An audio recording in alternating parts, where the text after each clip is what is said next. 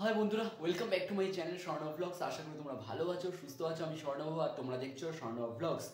আর সকলকে জানাই শুভ দীপাবলির প্রীতি শুভেচ্ছা ও আন্তরিক অভিনন্দন। হ্যাঁ, অনেকদিন ব্লগে আসা হয় না, জানোই তোমাদের সাথে ভিডিও আমি কীরকম করতে ভালোবাসি, বাট অনেকদিন যাবৎ আমি ব্লগে আসতে পারিনি, তোমাদেরকে নিয়ে ঘোরাতে পারিনি, অনেক জায়গায় ট্যুরে যেতে পারিনি, যাই হোক নানান তার সমস্যার জন্য। তবে এবার আস্তে আস্তে আবার আগের জায়গায় ফিরে আসবো। তো চলো আজকে ভিডিওটা শুরু করি। কালী পুজো মানেই হচ্ছে বারাসাতের আলোকসজ্জা, বারাসাতের বিভিন্ন থিমের কালারফুল প্যান্ডেল, সেটা তোমরা জানোই। আর তোমাদেরকে নিয়ে আজকে একটু ভিজিট করব বারাসাতের বিগ বিগ বেশ কয়েকটা প্যান্ডেলে ভিজিট করাবো। আর আমিও ভিজিট করবো, আর তোমাদেরকে সাথে নিয়ে ভিজিট করবো। আর আজকে হচ্ছে ভূত চতুর্দশী যেহেতু, তাই বাড়িতে কি সুন্দর ডেকোরেশন করেছে দেখো। তো সেই ডেকোরেশনটা একটু দেখো। আর 14 প্রদীপ দেওয়া হচ্ছে, সেই জায়গাটায় যাবো এখন। সেখানটায় গিয়ে 14 প্রদীপ এবং ডেকোরেশনটা তোমাদের সাথে ভিজিট করে তারপরে আমরা প্যান্ডেল হপিংয়ে বেরিয়ে পড়বো।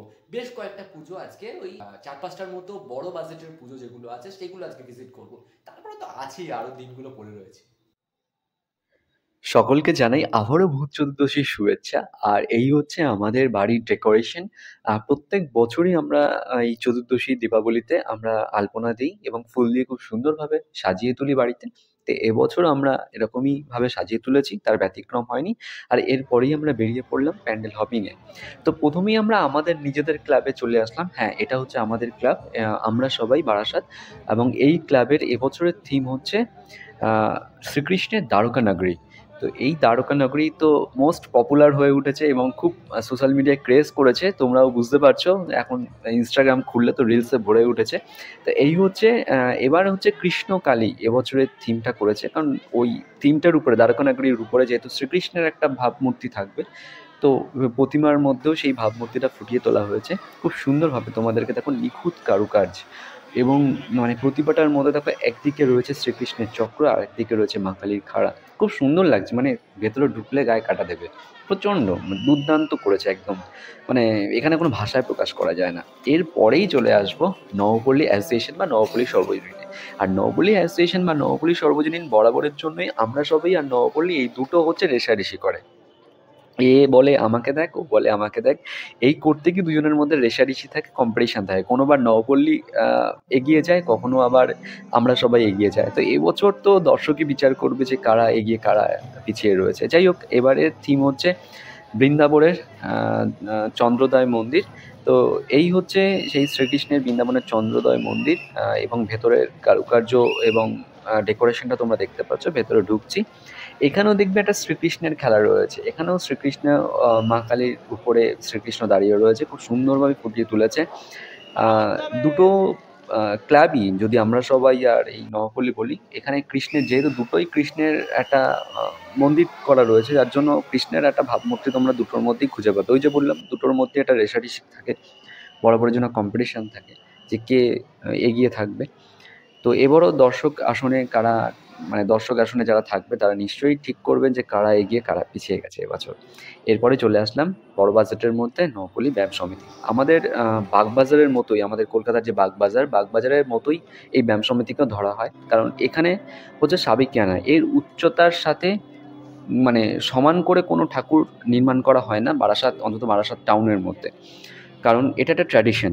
এই ঠাকুরের মধ্যে একটা সাবেকিয়ানা কাজ করে। খুব সুন্দরভাবে ফুটিয়ে তুলেছে। এবছরের থিমটা আমি মনে করি খুব সুইট করেছে, খুব মিষ্টি থিমের মধ্যে করেছে। থিমটা আমার ঠিক মনে পড়ছে না। তো খুব সুন্দর মিষ্টি এবং খুব ভালো ছবি উঠবে এখানে। ছবি তোলার জন্য পারফেক্ট জায়গা। তো এইখান থেকে আমরা যখন ঢুকেছিলাম চৌদ্দশীতে, তখনই এখনো মাতৃ প্রতিমার কাজটা পুরোপুরি কমপ্লিট হয়ে ওঠেনি, ইনকমপ্লিট রয়েছে। দেখো কি সুন্দর সাবেকিয়ানার সাজে রয়েছে। এরপরেই চলে আসলাম কলেজ স্কোয়ারের সাথে তুলনীয়, কলেজ স্কোয়ার বা তোমাদের সন্তোষ মিত্র স্কোয়ারের সাথে তুলনীয় অনেকটাই, সেটা হচ্ছে কলেজ স্কোয়ার, আমাদের বারাসাতের কলেজ স্কোয়ার। তো এই কলেজ স্কোয়ারের ঠাকুরটা আমার খুব একটা যে খুব ভালো লাগে প্রত্যেক বছর তা নয়। এটা স্টেশন সংলগ্ন, বারাসাত স্টেশন সংলগ্ন বলে ঠিক শিয়ালদার মতো, শিয়ালদা স্টেশন সংলগ্ন কলেজ স্কোয়ার যেরকম ভিড় হয়, এটাও এখন নামে কেটে যায়। খুব যে আহামরি কিছু করে তা কিন্তু নয়। তবে ঠাকুরটা, প্রতিমাটা বরাবরের জন্যই সাবেকিয়ানা এবং কৃষ্ণনগরে করে। তো এই প্রতিমার জন্য ঠিকঠাক আছে, প্রতিমাটা নিয়ে কিছু বলবো না। খুবই সুন্দর মুখ করে এবং সাবেকিয়ানার সাজ এবং কৃষ্ণনগরের ঠাকুর করে, সেটা ঠিক আছে। কিন্তু থিম যে খুব ভালো লাগে তাই নয়। এবারের থিম রয়েছে এই মাইসোর প্যালেস। তো যাই হোক, এই হচ্ছে প্রতিমা। তোমরা দেখতে পাচ্ছ খুব সুন্দর এরা কৃষ্ণনগরের মূর্তি করে। এরপরেই মোস্ট অ্যাট্রাকশন সেটা হচ্ছে কেএনসি রেজিমেন্ট। বরাবরের জন্যই কেএনসি রেজিমেন্টটা নিজস্ব থিম রাখে এবং তার সাথে সাথে আলোকসজ্জা, এরা আমাদের চন্দননগরে আলোকসজ্জা নিয়ে আসে এখানে, এবং এর সাথে সাথে থিম। এবারের থিম হচ্ছে হে জননী, হে বঙ্গজননী তুমি অন্তর্যামী। তার মানে হচ্ছে বাংলা মা, অর্থাৎ বাঙালি, বাংলা অস্মিতা, বাঙালির অস্মিতা সেটাই ফুটিয়ে তোলা হয়েছে খুব সুন্দরভাবে। না বেশি কিছু বলবো না, শুধুই বলবো যে বাঙালি এমন একটা জাতি যা সারা বিশ্বকে পথ দেখায়, সারা বাংলাকে মানে বাঙালি সারা বিশ্বকে যেমন পথ দেখায় বা ভারতবর্ষকেও পথ দেখায়। বাঙালির যে জাতিসত্তা, জাত্যাভিমান, সেটা কিন্তু আর বুঝুক না বুঝুক ব্রিটিশরা ঠিক বুঝে গেছিল, তাই বঙ্গভঙ্গ করতে বাধ্য হয়েছিল, কারণ বাঙালির মেরুদণ্ড অত সহজে ভাঙা যায় না। তো এটাই ফুটিয়ে তোলা হয়েছে, বাঙালির ঐতিহ্য, বাঙালির পরম্পরা, তারা ভ্রাতৃত্ববোধ, সেটাকেই সম্পূর্ণভাবে ফুটিয়ে তোলা হচ্ছে খুব সুন্দরভাবে। এবং বাঙালি জাতি যে কতটা মানে অহংকারী এবং গৌরবান্বিত, মানে তাদের অস্মিতার জন্য, সেটাই সম্পূর্ণভাবে ফুটিয়ে তোলা হয়েছে এখানে। তো এর ঠাকুরটাও কৃষ্ণনগরের ঠাকুর করে, কৃষ্ণনগরের মূর্তি করে। বেশি কিছু বলবো না, চলো ভিডিও গ্রাফিক্সটা একটু দেখে নাও, আর তার সাথে সাথে ঠাকুরটা একটু দেখে নাও। আর ভিডিওটা ভালো লাগলে অবশ্যই লাইক, কমেন্ট, শেয়ার, সাবস্ক্রাইব করতে ভুলো না। বেল আইকনটা প্রেস করো পরবর্তী ভিডিওর আপডেট নোটিফিকেশনের জন্য। আর যদি আমাকে ভালো লেগে থাকে অবশ্যই কিন্তু ইনস্টাগ্রামে ফলো করে দিও। চলো তাহলে ভিডিও মানে তোমার গ্রাফিক্সটা যেটা আছে, ওরা কি কি বলতে চেয়েছে সেটা তোমাদের কাছে ছোট্টভাবে আমি উপস্থাপন করছি।